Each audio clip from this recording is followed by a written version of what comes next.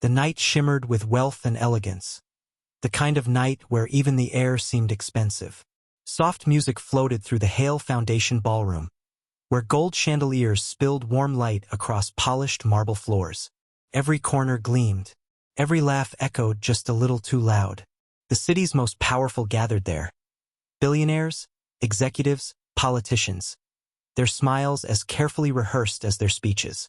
Among them was Jason Reed, the young CEO who had built his tech empire from nothing but persistence and sleepless nights. His success had made him the quiet marvel of the business world. People respected him, some envied him, and many wanted to be him. Yet, tonight he wasn't there to talk business. He was there for his wife, Naomi. Naomi Reed stood out in that glittering room not because she tried to, but because she didn't. While others wore diamonds like armor, she wore simplicity like grace. A long navy blue gown that moved softly when she did, her hair pulled back with quiet elegance. There was calm in her eyes, the kind that made people lower their voices when she spoke. She didn't chase attention. It followed her. When she smiled, it wasn't practiced. It was warm, the kind that came from someone who had known struggle and who had never forgotten it even when she rose above it. Jason often said she was his piece in a world that never stopped spinning. Across the room, a man watched her, Victor Lang. To the world, he was a legend. Billionaire investor, luxury empire owner. A man whose name opened doors and silenced critics. But behind that charm was arrogance so thick it filled every space he entered. He was used to being admired, used to the laughter that followed his shallow jokes, used to getting what he wanted, and used to believing he deserved it all. That night, his attention had fallen on Naomi, and that attention was never harmless. As the evening stretched on, Jason moved from group to group, shaking hands, talking deals, while Naomi chatted with a small circle of women near the terrace. The laughter from her table drifted through the music, soft and genuine, caught Victor's ear. He turned, drink in hand, eyes narrowing. "She's beautiful," he murmured to the man beside him. The man chuckled awkwardly, sensing trouble. "She's married," he reminded him. Victor smirked. "Since when has that stopped curiosity?" He lifted his glass, finishing his drink in one swallow before heading toward the terrace. Outside, the night was cooler. The pool reflected the chandelier light like liquid gold. Naomi stood near the edge, listening to an older guest share a funny story, her laughter light but polite. When she saw Victor approaching, she straightened slightly, a reflex born of experience. She'd met his type before. He smiled, the kind of smile that came with too much money and too little humility. "Mrs. Reed," he greeted smoothly, his tone dripping with false warmth. "I don't believe we've been properly introduced." Naomi returned his greeting with a polite nod. "Mr. Lang, of course. My husband has mentioned your name before." "Has he now?" Victor said, his grin widening. "All good things, I hope." "All professional things," she replied, her tone even. He laughed, a low, careless sound. "Professional things get boring, don't they? Tell me, does your husband ever let you relax?" She smiled faintly, the kind of smile meant to end a conversation. "I don't think you know my husband, Mr. Lang." "Oh, I know his type," Victor said, stepping a little closer, his breath carrying the scent of expensive whiskey. Focused, controlled, too busy counting money to enjoy it. Men like him don't know how to live. Naomi's fingers tightened slightly around her clutch. "And men like you?" she asked softly. "Do they?" The question caught him off guard. He smirked again, but there was irritation beneath it now. "We live a little too much," he said, gesturing toward the pool. "You look tense, Mrs. Reed. Maybe you should loosen up. Water has a way of doing that." The people nearby began to turn, sensing the edge in his tone. Cameras hovered. Phones lifted discreetly. Naomi took a small step back. "Mr. Lang, I think you've had enough to drink." He chuckled, a mean, ugly sound. "Oh, come now. It's just a joke." His hand moved too quickly, his balance thrown off by alcohol and ego, and before anyone could react, he shoved her lightly, just enough. The world seemed to slow for a split second. The sound of her heels scraping marble, the collective gasp of the crowd, and then the splash, loud, shocking, final. Naomi disappeared into the water. The music stopped mid-note. Every conversation froze. For a heartbeat, there was silence, the kind that presses against your ears and steals the air from the room. Then came the chaos. Someone screamed. Glass broke somewhere behind them. Cameras flashed like lightning. Victor stumbled back, his grin faltering as he realized the horror of what he'd done. Naomi surfaced, her hair plastered against her face, her gown clinging heavily to her frame. The cold water stole her breath, but what hurt more was the laughter that slipped from Victor's mouth, awkward and defensive. "Relax, it was just a joke," he said loudly, waving his hands. "She's fine." But she wasn't fine. Not because she was hurt, but because she could feel hundreds of eyes on her, judging, whispering, recording. The humiliation burned deeper than the cold ever could. She blinked against the water in her eyes, looking toward the crowd. Jason stood at the edge, motionless. His expression was unreadable, calm, composed, but there was something in his gaze that made the air heavy. He walked forward slowly, each step echoing against the stone. No one dared speak. He knelt, extending a hand toward her. "Naomi," he said softly. His voice was steady, but his jaw was tight. She reached up, and he helped her out, removing his jacket and wrapping it around her shoulders. She didn't cry. She didn't shout. She just stood there, silent, shivering under the weight of the moment. Victor tried to laugh again, a desperate sound. "Come on, Jason," he said, forcing a grin. "It's a party. She's fine. Don't make it a scene." Jason turned his head slowly, meeting his eyes. There was no shouting, no dramatic gesture. Just a stare so cold, so controlled, that even the photographers lowered their cameras. "A scene," Jason repeated quietly. "You think this is a scene?" His voice was calm, but it carried a sharp edge that silenced the room. "No, Victor. This is a reminder." "Of what?" Victor said, still trying to sound casual. "Of the difference between men who build empires," Jason said, his eyes never leaving him, "and men who destroy them with one drunken moment." Then he turned away, guiding Naomi toward the exit. As they walked, the whispers began again. Low, uncertain, fearful. Naomi kept her head high, her fingers gripping Jason's sleeve tightly. Cameras followed their every step, capturing not anger but dignity. Behind them, Victor stood alone, his laughter gone, his face pale as realization sank in. The people who had once surrounded him were slowly stepping away, afraid to be part of what he had just done. A waiter quietly handed him a towel, but even that small kindness felt hollow. He stared at the pool where ripples still moved under the lights, and for the first time in years, Victor Lang felt small. Outside, the night air was cold, biting through Jason's thin shirt as he led Naomi to the car. He opened the door for her silently, his movements precise. When he finally slid into the driver's seat, neither of them spoke. The city lights flickered on the windshield, and in their reflection, Jason saw her face. Strong, composed, but trembling beneath the surface. "You don't have to pretend," he said quietly. "I'm not," she whispered. "I just don't want to give him my tears." He reached out, taking her hand. "He doesn't deserve them," he said. "But he'll understand what he deserves soon enough." As the car pulled away, Naomi looked back through the tinted window. The building glowed behind them, filled with the same people who had once applauded Victor Lang's name. Now they whispered it with disgust.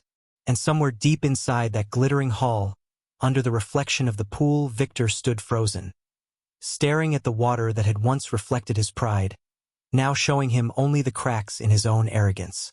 He didn't know it yet, but his empire had already begun to fall. Not with noise or headlines, but with silence. The silence of a man like Jason Reed, who never raised his voice, but whose decisions spoke louder than any revenge could. When they reached home, Jason parked in silence. The rain had started again, soft against the car roof. Naomi looked at him, searching his face. "You're quiet," she said. He met her eyes. "Because I'm thinking." "About what?" About how easy it is for power to make people forget they're human, he said. And about how tomorrow I'll remind him. She didn't ask how. She didn't need to. She knew that look, calm, steady, the same one he had the day his company first went public. The look of a man who had already decided what came next. Inside their home, Naomi changed into dry clothes while Jason sat in his study, the dim light falling across his face. On the table lay his phone, already buzzing with messages. Reporters, business partners, headlines flashing across the screen. He ignored them all. Instead, he opened his laptop, pulling up the contracts he had with Victor's company. His fingers moved slowly, deliberately, reviewing every line, every clause. Somewhere in the quiet of that moment, he whispered to himself, "He thinks tonight ended with a laugh. He doesn't realize it was the start of his ending." Outside, thunder rolled across the city, soft and distant, like a promise waiting to be fulfilled. And in the reflection of the window, Jason's calm eyes stared out into the night, knowing that sometimes vengeance didn't need anger, it just needed time. The morning came too soon, dragging with it the noise of a world that had already begun to whisper. Rain washed over the city, leaving the streets slick and gray, and yet it couldn't wash away the humiliation that still clung to Naomi like a shadow. In the quiet of their home, she sat by the window wrapped in a blanket, staring out at nothing. Her reflection in the glass looked calm, but inside she felt raw, stripped, her mind replaying the splash, the laughter, the gasps, the flash of cameras. Each second from that night clung to her memory like wet fabric she couldn't peel off. Jason stood behind her, silent, his coffee untouched, his eyes fixed on the morning paper lying open on the table. There, on the front page, a photo captured everything. Naomi mid-fall, arms reaching, her gown catching the light as the water swallowed her. The headline screamed, "Billionaire's prank turns to scandal." Jason's jaw tightened. He had expected it, but expecting pain didn't make it hurt less. Naomi finally turned, her voice small. "They're making it sound like it was funny." He didn't answer immediately. He just walked over and placed the newspaper face down. "They'll say anything to keep the powerful comfortable," he said softly. "But not for long." She looked at him then, searching his expression. It was calm, too calm. "What are you thinking?" she asked. "I'm thinking of balance," he said. "The universe doesn't stay crooked forever. It always leans back to where it should." She shook her head, a sad smile on her lips. "You don't have to do anything, Jason." "I already did nothing," he said quietly. Last night, while he laughed. By mid-morning, social media had erupted. Clips of the incident looped endlessly. People debating, joking, judging. Some mocked Victor for his behavior. Others tried to defend him. He was drunk. It was a mistake. She slipped. The noise was constant, cruel in its lack of truth. But what spread faster than the video were the still photos. Naomi standing beside Jason, drenched but composed, his jacket around her shoulders, his face like stone. That image became something else online, an icon of quiet dignity. The hashtags shifted from mockery to outrage. Hashtag not a stunt. Hashtag respect her. Hashtag power and grace. The world was turning. At Hale Global headquarters, Jason walked through the glass doors with his usual calm stride. The receptionist greeted him nervously. Everyone had seen the footage. Everyone knew what had happened. But no one dared bring it up. In his office, he called his assistant. "Get me everything we have on Lang Industries," he said simply. The assistant hesitated. "Everything, sir?" "Everything," Jason repeated. "Financials, partnerships, pending deals. Especially the Zurich expansion." "That's the billion-dollar deal," she said carefully. "You're supposed to sign it next week." "Not anymore," he said. While his team gathered documents, Jason called a private contact overseas, a quiet man who owed him a favor. "I need a background sweep," Jason said. "On Victor Lang. Every investment, every shell company, every weak link." "That's a tall order," the voice said. "How far do you want me to go?" "Far enough to remind him who he shouldn't have touched," Jason said and hung up. Then he leaned back in his chair, eyes closed, his hands folded. He wasn't angry. He was focused. For him, anger was too loud, too temporary. Focus, though, that was forever. Meanwhile, Victor was doing damage control. His PR team was in chaos, phones ringing nonstop. "We need to issue a statement," one assistant said. "Say it was an accident." "No," another interrupted. "If we call it an accident, we admit fault. We should say she tripped." Victor rubbed his temples, exhausted and hungover. "Enough," he snapped. "I said it was a joke. Just release a statement saying I personally apologized." "But you haven't," one aide whispered. "Then write it as if I did," he said. The aide hesitated. "Sir, Mr. Reed hasn't responded to any of your messages." Victor smirked weakly. "He'll calm down. He always does. He's one of those moral types, they forgive everything." But he was wrong. By the afternoon, a press conference had been scheduled at Hale Global's headquarters. Reporters filled the hall, their microphones pointed toward the podium. They expected fury. They expected drama. Instead, Jason walked in quietly, his expression steady. He didn't speak of revenge, didn't mention Victor's name. "The incident at last night's gala," he said, "was not just about disrespect. It was about the illusion that wealth excuses cruelty. My wife's dignity is not a headline. It's a reminder that silence doesn't mean weakness." The room was silent, cameras flashing softly, the tone heavy. "Our company will no longer be pursuing any partnerships that conflict with our values," he continued. "Effective immediately, all pending contracts with Lang Industries are terminated." Reporters gasped. One shouted, "That's over $1 billion. Jason met his gaze. "There are some things worth more than money." Then he walked away, leaving the room buzzing. That single sentence shook the financial world. Within hours, Lang Industries stock began to fall. Investors panicked, speculating that more partners would pull out. Victor watched from his office, his phone vibrating constantly, his lawyer calling, his PR head pacing. "This is bad," his lawyer said. "You can't afford a scandal like this. His company is the backbone of 3 of your biggest deals." "He's bluffing," Victor muttered. "He won't actually pull out." But by evening, news confirmed it. Contracts canceled, funds withdrawn, and within 2 days, 3 other firms followed Jason's lead, cutting ties with Lang. Naomi stayed home, away from the noise. She read headlines only when Jason left for work, her heart heavy but proud. She never wanted destruction, but she couldn't deny the small part of her that felt vindicated. That night, Jason came home late. She met him at the door, eyes searching his face. "You didn't have to do all this for me," she said softly. "I didn't do it for you," he said, brushing a strand of hair from her face. "I did it because no one should think that power gives them permission to be cruel. If I let this go, every woman he's ever looked down on would stay invisible." She leaned into him, resting her head against his chest. "You've made enemies, Jason." "Only one that matters," he replied. Outside, the storm clouds gathered again.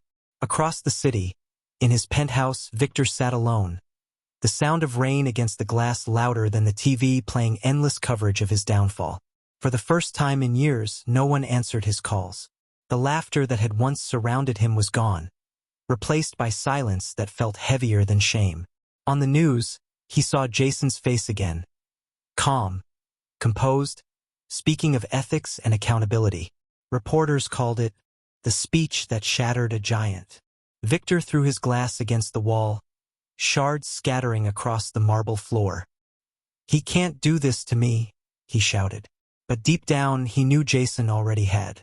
Back at the Reed home, the rain eased into a gentle drizzle. Jason sat at his desk, staring at the pool of light from his lamp. Naomi entered quietly, placing a cup of tea beside him. "You look tired," she said. He smiled faintly. "I'm fine." "No," she said softly. "You're holding everything inside." He exhaled slowly. "That's the only way to make sure I don't lose myself while making him lose everything." She touched his shoulder. "You haven't lost yourself," she said. You've just reminded the world who you are. He turned, meeting her eyes, the faintest hint of warmth returning to his gaze. And who are you? He asked quietly. She smiled. The woman who knows that grace is the one thing power can't buy. That night, the world went quiet again. In one corner of the city, a billionaire's empire was beginning to crumble, piece by piece. Not from rage, but from the steady hand of a man who refused to let arrogance go unpunished. And in another corner, a woman who had been pushed into cold water now sat by her window with her husband beside her, watching the rain wash the city clean, knowing that some storms come not to break you, but to reveal who you really are. The next few days unfolded like the slow tightening of a rope, quiet, methodical, deliberate. The city had already chosen its side, and though Victor Lang still held power, it was slipping through his fingers faster than he could count his losses. Every headline, every whisper, every investor meeting seemed to carry the same name, Jason Reed. The man who didn't yell, didn't threaten, didn't throw punches, yet somehow had become the storm Victor could no longer control. Meanwhile, inside the Reed home, calm reigned. Naomi moved through her days with quiet grace, refusing interviews, ignoring reporters who camped outside their gate. Jason, on the other hand, rarely spoke about what he was doing. But behind his silence, he was working not for revenge but for principle.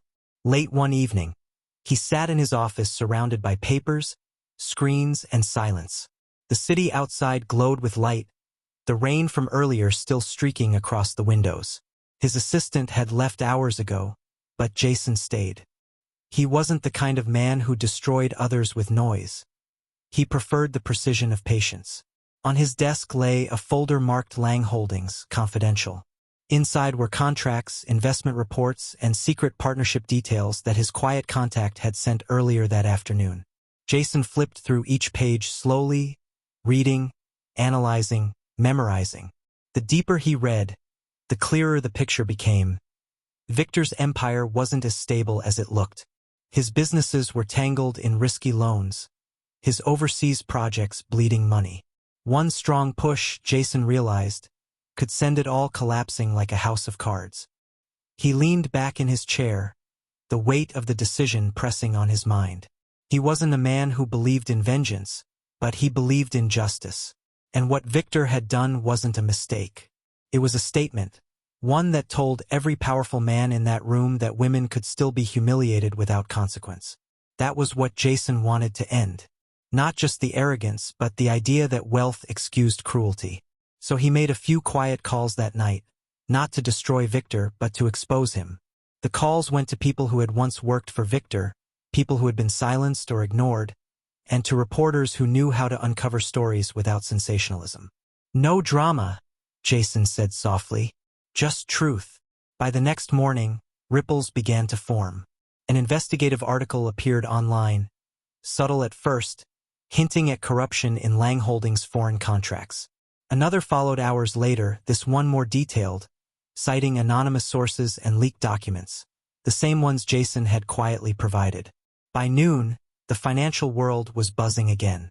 Stocks began to fall further, and Victor's phone wouldn't stop ringing. Who's behind this? One of his board members demanded during an emergency call. Someone's leaking everything. Victor slammed his fist against the table. Find out who. But deep down, he already knew. Jason's silence was louder than any accusation could be. Meanwhile, Naomi tried to return to normal life, though normal was impossible now. Everywhere she went, people recognized her. Some stopped her in public, offering sympathy or admiration. Others simply stared. One afternoon, while she was buying flowers at a small shop, a young woman approached her nervously. "Mrs. Reed?" she asked. Naomi smiled gently. "Yes." The girl hesitated. "I just wanted to say, thank you. What happened to you, it happens to so many women, and we stay quiet. But you didn't have to shout to make him fall. You just stayed dignified. That meant something." Naomi was quiet for a moment before saying softly, "Sometimes silence is the loudest answer." When she returned home, Jason was in the garden, his sleeves rolled up, trimming the small hedge near the walkway. She watched him for a moment before saying, "You used to hate gardening." He smiled faintly without looking up. "It's the only thing that grows quietly," he said. "Everything else in my world makes noise." She walked closer, kneeling beside him. "It's not over, is it?" "No," he said, clipping another branch. "He still thinks he can control the story. He's not afraid yet." "And when will he be?" she asked softly. Jason looked up then, his eyes calm but sharp. "When he realizes no one's listening to him anymore." That realization came sooner than Victor expected. The following week, a major investor pulled out of Lang Holdings, citing ethical concerns. Within hours, 2 more followed. Victor's office was in chaos. His assistant burst in with panic in her voice. "Sir, Zurich canceled their renewal. They said they're going with Reed Global." "Reed?" he repeated, disbelief twisting his face. "He's replacing us?" "Yes," she said quietly. "And sir, there's more. The French partners backed out this morning." Victor sank into his chair, rubbing his temples. "He's gutting my company piece by piece," he muttered. "No. He's cutting off the rot," the assistant said under her breath before realizing she'd spoken aloud. Victor glared, but the truth in her words stung harder than the disrespect. That night, alone in his penthouse, Victor poured himself another drink, staring at the skyline that once felt like his kingdom. The lights looked colder now, farther away. He turned on the TV, hoping to distract himself, but there it was again. A news report about Hale Global's rise, about Jason Reed's integrity, about the growing admiration the public had for Naomi. She had become a symbol of grace under humiliation, and he had become a cautionary tale. He turned the volume down, his reflection staring back from the black screen. "How did it all go wrong?" he whispered to himself, but even he knew the answer. Across town, Jason sat with Naomi in their living room. The soft glow from the lamp filled the room with warmth. Naomi rested her head on his shoulder, and he held her hand gently. "You could stop now," she said. "You've proven your point." He was quiet for a moment before replying, "It's not about proving a point. It's about teaching one." She frowned slightly. "Teaching who?" "The ones watching," he said. "The ones who think what he did was just a mistake. The ones who think apologies fix everything.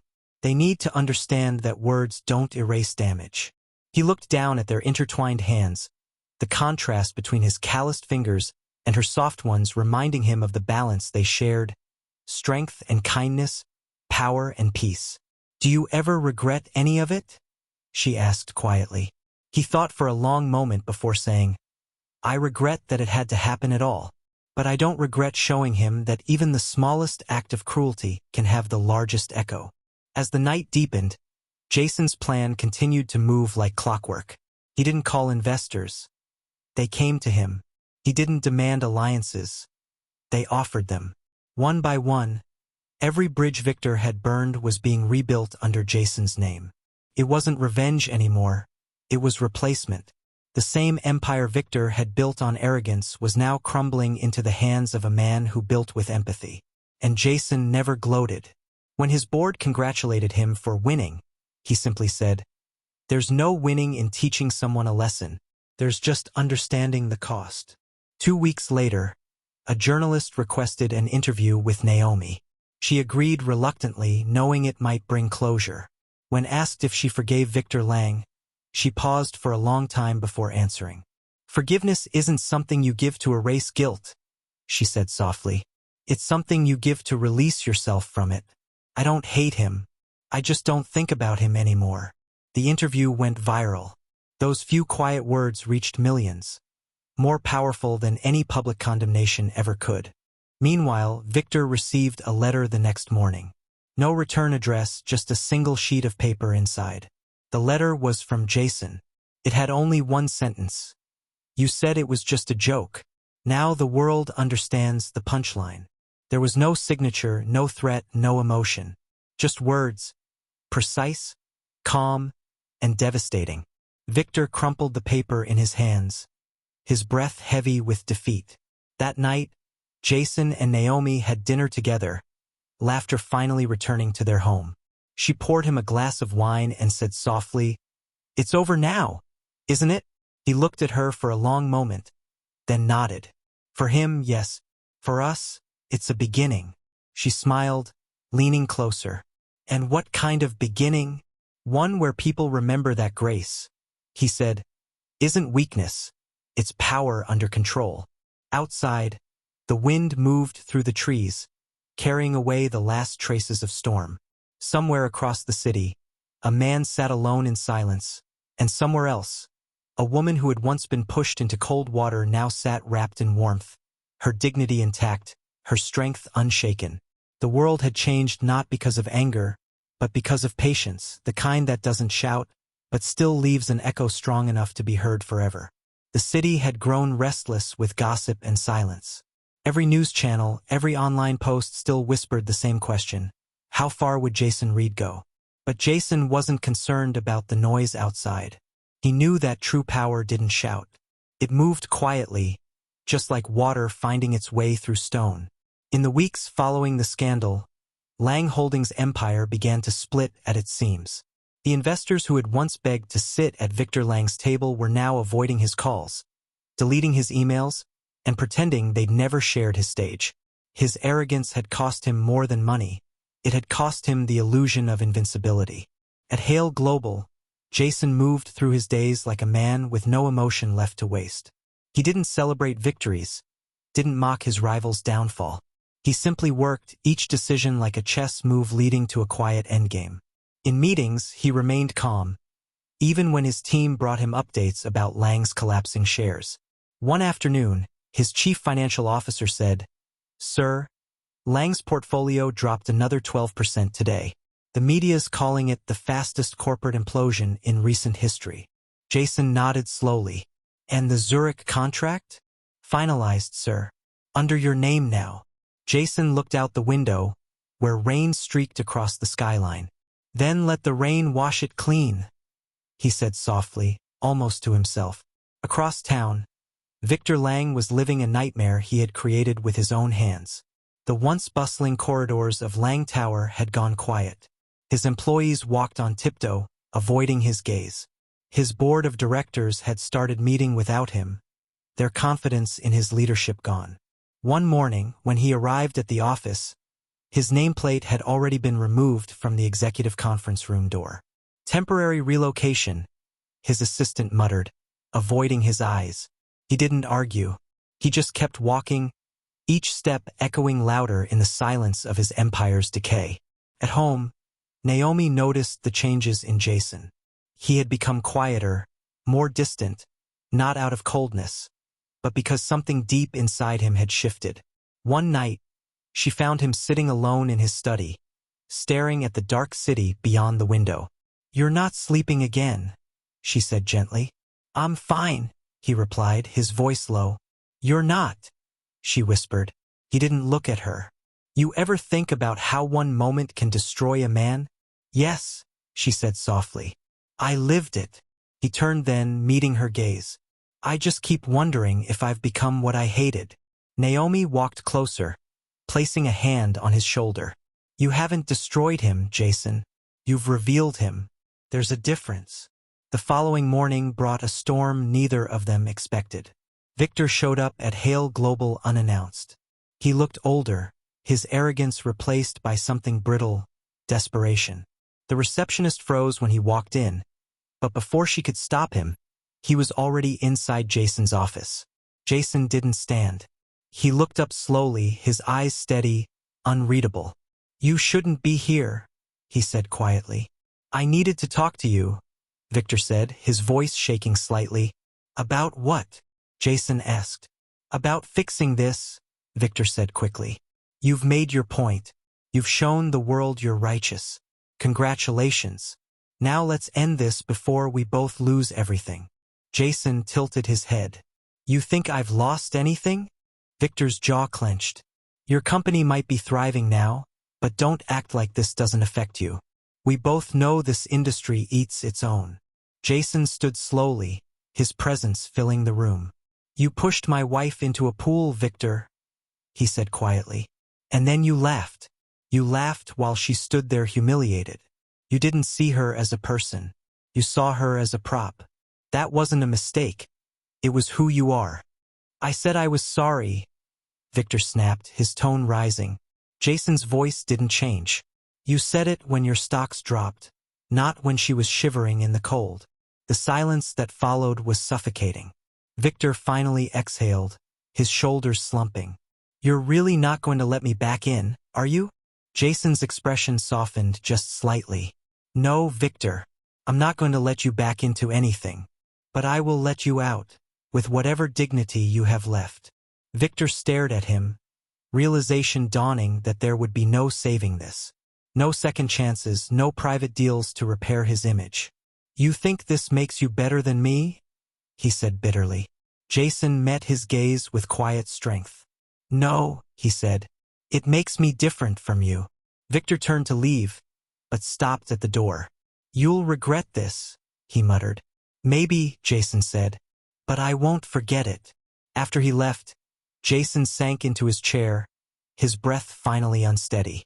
He looked down at his hands, the same hands that had built his empire, now trembling slightly. He wasn't shaking from fear. It was something else, a release perhaps, a realization that justice, when it comes, rarely feels as satisfying as people imagine. It doesn't heal, it only balances. Later that evening, when Naomi came into the room, she saw the exhaustion in his eyes. It's over, he said quietly. For him, maybe, she replied. But for you. He smiled faintly, the first real smile in weeks. For me, it's time to breathe again. That night, Victor Lang boarded his private jet and flew out of the country, avoiding reporters waiting outside his building. He disappeared from the public eye completely. The following morning, newspapers declared his resignation official, and stock analysts called it the final fall of a giant. But the real headline, the one people would remember, was simpler, Grace won. The photo beneath it showed Naomi and Jason walking together at a charity event, her hand in his, both smiling quietly under the lights. At home that evening, Naomi watched the news in silence while Jason read on the couch. They're calling you the man who destroyed a billionaire, she said softly. He looked up. No, he said. Just the man who reminded one what humanity costs. She leaned her head against his shoulder. And what about us? He smiled, placing his hand over hers. We remind them what dignity looks like. Outside, the city buzzed on, its lights flickering like stars. Somewhere out there, the echoes of arrogance had finally gone quiet. And in the calm that followed, Jason Reed closed his eyes for the first time in months. Not as a man who had won, but as one who had finally made peace with losing nothing that truly mattered. The city had moved on, but silence has a way of leaving an echo that lingers long after the noise fades. Weeks passed since Victor Lang's public collapse, yet his name still floated like smoke in the air. Something people couldn't stop mentioning even as they tried to pretend they had forgotten. To some, he was a lesson. To others, a ghost. But for Jason and Naomi Reed, the aftermath didn't feel like triumph. It felt heavy, like the quiet after a storm when the world looks clean but the ground still trembles from what it endured. Every morning, Jason left for the office before sunrise, his footsteps soft but steady, his presence in the company both respected and feared.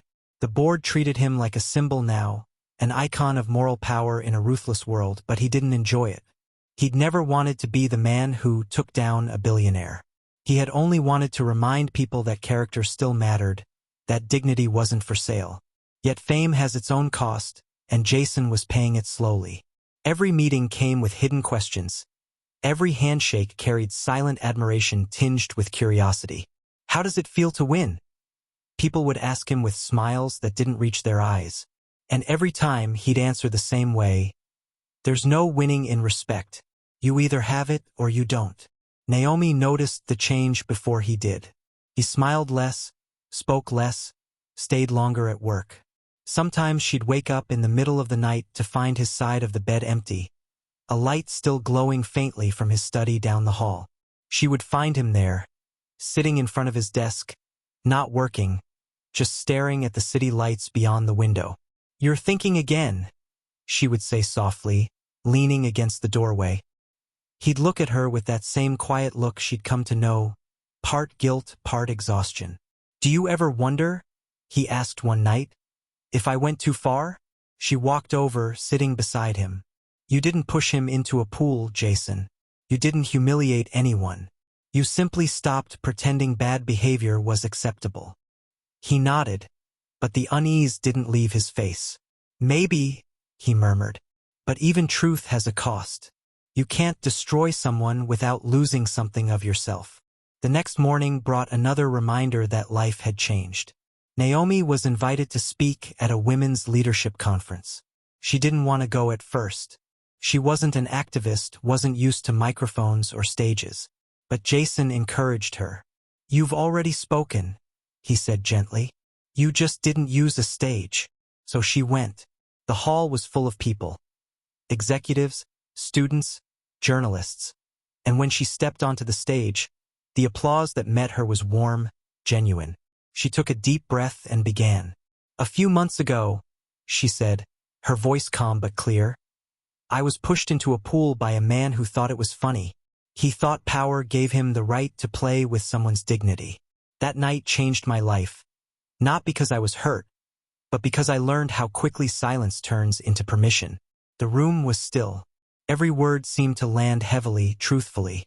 "My husband didn't avenge me," she continued. "He reminded the world that kindness doesn't mean weakness.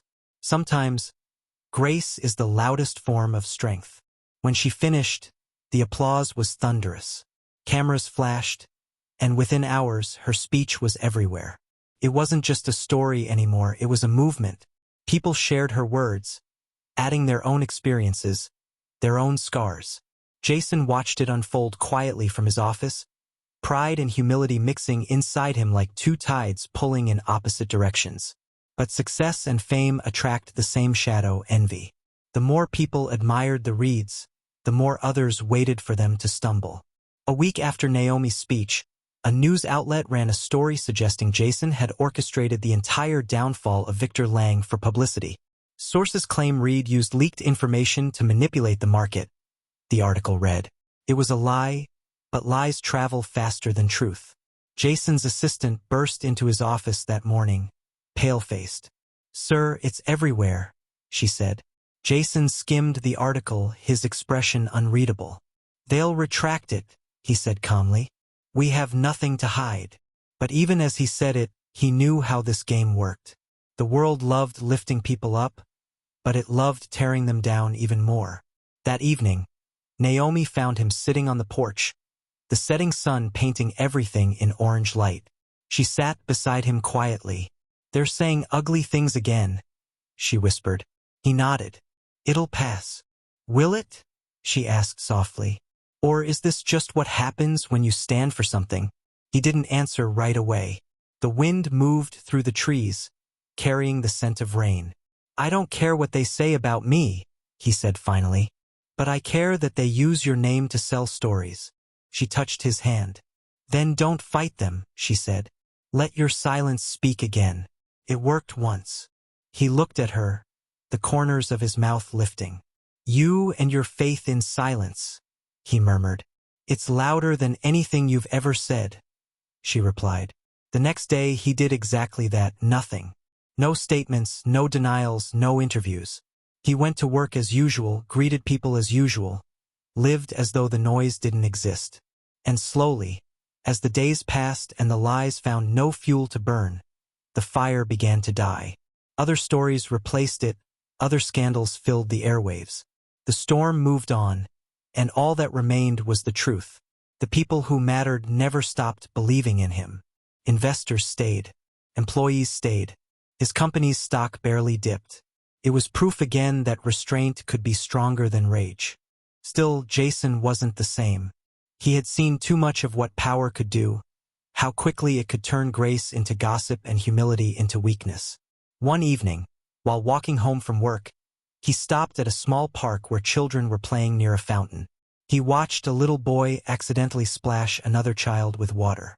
For a moment, the boy froze, waiting for anger, but instead, the other laughed, splashing back. Just like that, the tension turned into play. Jason smiled faintly. He realized then that the world only stayed cruel because people kept teaching it cruelty. But maybe, he thought, kindness could spread the same way, one choice at a time. When he got home, Naomi was cooking dinner. She turned, smiling softly. "You're early," she said. "Wanted to see you before the world asks for another piece of me," he said half-jokingly. She walked over and kissed his cheek. "You're still you," she whispered. "And that's enough." They ate together quietly that night, the clinking of forks and the hum of rain outside blending into a rhythm that felt peaceful. Neither of them said the words out loud, but both knew the truth. They hadn't just survived a scandal. They'd changed what power looked like in their world. As the night deepened, Jason sat by the window, watching the raindrops trail down the glass. In his reflection, he saw not the man who had defeated a billionaire, but the man who had learned that victory without peace means nothing. Beside him, Naomi joined him in silence. They didn't need words anymore. Their story had already spoken enough for them both. And far away, in another city, Victor Lang scrolled through an online article about Naomi's speech, the light from the screen flickering across his tired face. For the first time in months, he didn't feel angry. He felt hollow, like a man finally understanding the full weight of his actions. He closed the laptop and whispered into the darkness, "She won." But the truth was deeper than that. It wasn't that Naomi had won, or Jason had won. It was that decency, quiet and persistent, had finally proven it could still change the world. The months that followed should have been peaceful. The scandal was over, the world had found a new obsession, and the Reeds had become something like living proof that decency could still survive in a world built on power. But peace rarely lasts long when pride is wounded. Somewhere far from the shining towers of the city, in a quiet coastal mansion that had once hosted lavish parties, Victor Lang sat alone with the ghosts of his former life. The curtains were drawn, the phones disconnected, the air heavy with dust and silence. He had disappeared from public view, but not from thought. The humiliation still replayed in his mind like an endless loop. The push, the splash, the gasps, the cameras, Jason's calm stare that had cut deeper than any words could. Pride had been his armor, and Jason had stripped it away without raising his voice. But men like Victor didn't stay buried for long. They waited, they watched, and eventually they found reasons to rise again. One cold morning, as waves crashed outside his window, Victor received a call from an unknown number. First, he ignored it, but the phone rang again, and again. When he finally answered, a familiar voice came through. "You've been quiet too long," said his former attorney. "There's talk that you're planning a comeback." Victor's lips twisted into a bitter half-smile. "Comeback?" he repeated. "They buried me alive. There's nothing left to come back to." "That depends on how much you're willing to lose to be relevant again," the voice said calmly. "I have an opportunity for you." Victor leaned forward. "What kind?"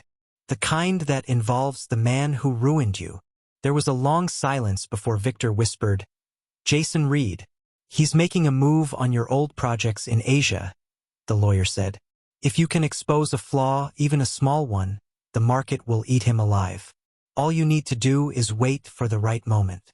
Victor hung up, but the seed had been planted. For days he sat alone, staring at the papers scattered across his desk. Old reports, contracts, financial maps of the empire he'd lost. He told himself it wasn't about revenge, just reputation. But deep inside he knew it was both. People who fall from grace rarely want peace. They want a witness when they rise again. And Victor wanted Jason to be that witness. Back in the city, Hale Global was thriving. Jason had expanded the company into international markets, using his quiet leadership to turn small partnerships into global collaborations. People called him the CEO with conscience. His employees respected him deeply, and Naomi had grown into her own kind of influence. Leading charity programs, mentoring women, building bridges that didn't need to be televised to matter. To the outside world, they looked untouchable. But the higher you rise, the longer your shadow becomes. Late one evening, Jason was reviewing documents in his office when his assistant rushed in, her face pale.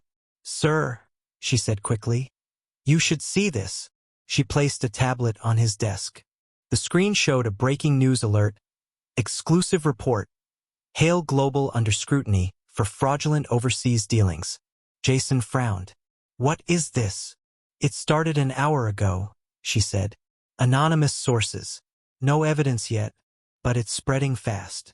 Jason scrolled through the headlines, his calm expression betraying only a flicker of concern. It's not true, he said flatly. Of course not, she said. But the media doesn't wait for truth anymore. By morning, the story had gone viral. Words like fraud, corruption, and deception floated across screens in bold letters. Rivals whispered. Investors hesitated. Even some of Jason's board members began to panic. We can't ignore this, one said during an emergency meeting. The public thinks we're hiding something. Jason sat quietly at the head of the table, letting them speak until the room fell silent. Then he said softly, "Truth doesn't panic." The words hung in the air, simple but unshakable. Later that day, Naomi arrived at his office, worry shadowing her face. "It's him, isn't it?" she asked. Jason didn't need to ask who she meant. "Probably," he said. "He's desperate." "So what will you do?" she asked. He looked out the window at the skyline. "The same thing I've always done. Nothing rash. Just truth." "You're too calm," she said, her voice trembling slightly. "This isn't the same kind of fight, Jason. He's not coming for your company. He's coming for your name." He turned to her, his voice quiet but firm. "He can take my name through 1,000 headlines, but he can't take my peace unless I give it to him." Still, the tension grew. Days turned into weeks, and though evidence proved the allegations false, the damage had been done. Stockholders grew uneasy. Partners delayed contracts. Jason's once iron reputation had begun to feel fragile under the constant weight of suspicion. And that's what Victor wanted, not to win, but to make Jason doubt himself. To make him feel, for even a moment, what it was like to be powerless. Then one evening, fate gave Victor what he thought he wanted. A recording leaked, an edited audio clip from a private board meeting, twisted to sound like Jason had admitted to concealing losses. It wasn't real, but it was convincing. Within hours, social media exploded. Reporters swarmed the Hale Global building. For the first time, Jason didn't go to the office the next morning. He stayed home, sitting in the quiet living room with Naomi, their coffee untouched. "You don't have to keep proving you're good, you know?" she said softly. "Good people don't need to fight for proof." He smiled faintly. "The truth has patience. Lies don't." 2 days later, the truth found its voice. A small independent journalist uncovered inconsistencies in the leaked recording. Timestamps that didn't match, background sounds that exposed the edit. The story spread quickly, flipping public opinion overnight. The same media that had condemned Jason now praised his restraint. Reed stayed silent and won again. One headline read, "Victor saw it all unfold on the television in his study." His hand tightened around the glass of whiskey until it cracked. The drink spilled over his hand, but he didn't notice. The screen showed a photo of Jason and Naomi walking together through the Hale Global lobby, smiling as reporters shouted questions. In that moment, Victor realized what he could never understand before. That Jason's power didn't come from wealth or strategy. It came from stillness, from knowing when to stand and when to let time do the work. His silence wasn't weakness. It was wisdom. And Victor, for all his riches, had never learned that lesson. That night, Jason and Naomi sat on their balcony, the city lights stretching below like rivers of gold. She leaned against him, her voice soft. "He's gone quiet again," she said. Jason nodded. "Because the truth silenced him." "Do you ever feel sorry for him?" she asked. He thought for a long moment before answering. "No," he said finally. "But I hope one day he learns what we did. That you can't humiliate someone who refuses to hate you back." Naomi smiled faintly, her fingers interlacing with his. "Do you think he'll ever change?" "Maybe," Jason said. "But even if he doesn't, we did." Below them, the city moved on, the traffic, the noise, the endless rush of ambition. But up there, on that quiet balcony, Two people who had been thrown into the storm sat together, untouched by it, proof that grace could survive even in the harshest light. Somewhere, far away, a man who once believed power could buy everything stared into the darkness of his own making, realizing that the one thing money could never purchase was peace. The air that morning felt different, lighter somehow, as if the city itself had exhaled after months of holding its breath. The scandal was over. The truth had stood its ground. The world had moved on. And yet, for Jason Reed and Naomi, the silence that followed didn't feel empty. It felt earned. For months they had lived inside the eye of a storm, their names dragged through mud and grace, praised and doubted in the same breath. But through it all, they never let bitterness take root. They learned that survival wasn't about shouting louder than your enemies. It was about standing so still that their noise eventually drowned itself out. Jason woke early that day, the soft sunlight spilling across his desk where a half-written letter lay open. It wasn't a business document or a speech. It was a resignation letter. After everything, he had decided it was time to step away. Hale Global had grown larger than life, but he didn't want to live inside its walls forever. Power had served its purpose, now he wanted peace. When Naomi entered the room, still in her robe, she saw the letter and frowned. "You're really going to do it?" she asked softly. He nodded, his eyes calm. "It's time. I've spent years teaching the world that integrity matters. Now I need to remind myself that life does too." She leaned against the doorway, studying him. "People need leaders like you, Jason." "No," he said gently. "People need to learn to lead themselves." Later that morning, he drove to the office one last time. The staff greeted him with smiles and nods, though whispers followed him down the hall. Some knew what he was about to do, others didn't. Inside the boardroom, he faced the directors, the same men and women who had once looked at him for answers when the company trembled. "You built this place," one said. "You can't just walk away." Jason smiled faintly. "That's exactly why I can. I built it to stand without me." His words carried the kind of quiet authority that came not from ego, but from truth. "Power is a strange thing," he continued, his voice steady. "Hold it too tight, and it breaks you. Share it, and it becomes something greater. I think I've done my part." When he finished, there was silence. The board members exchanged glances, some sad, some proud. As he walked out of that room, every step felt lighter. Outside, Naomi waited for him by the car, her eyes meeting his with unspoken understanding. "It's done," he said. "And how do you feel?" she asked. "Free," he said simply. The news of his resignation spread by evening. Reporters called it the end of an era, while others speculated it was his final statement against greed and corruption. Naomi didn't read the articles. She didn't need to. She knew the truth better than anyone. He wasn't running away from power. He was walking back toward himself. They spent that evening together on the balcony again, the same one where they had watched the city through storms and scandals. The lights below flickered like fireflies, and for once, Jason wasn't thinking about deals or deadlines. "Do you ever think about what would have happened if that night never happened?" Naomi asked quietly. "All the pain, the chaos, the loss?" Jason thought for a moment, then shook his head. "If that night hadn't happened, we'd still be trying to impress people who didn't matter. Sometimes the worst moment of your life is the one that saves you." Miles away, in a quieter part of the world, another man was also waking up to silence. Victor Lang sat in his study, staring at a letter he'd written and rewritten a dozen times. It wasn't a deal proposal, not this time. It was a letter of apology. Not for the cameras, not for redemption, but for himself. In his fall, he had discovered something he'd never known in his rise: the weight of regret.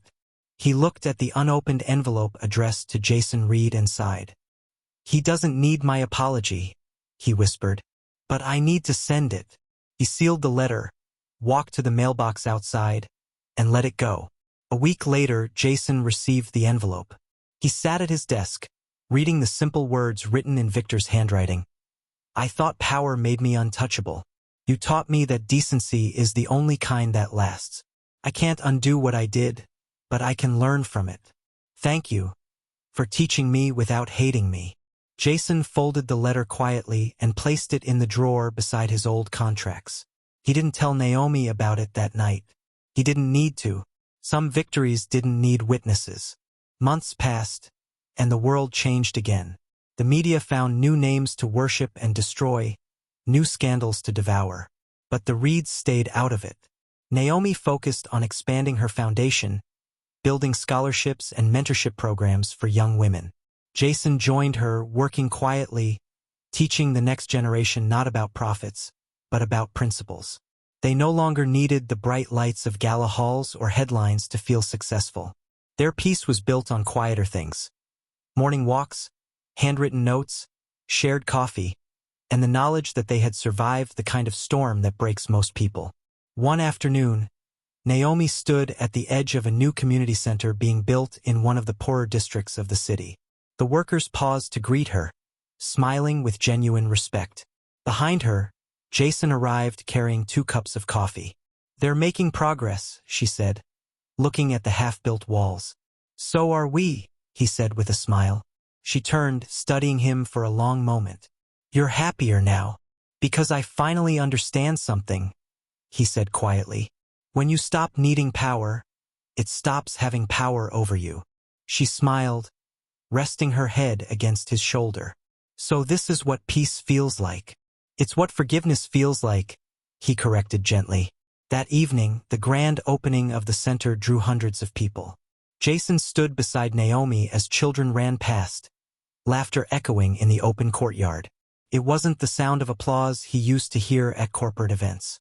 It was better, pure, uncalculated, real.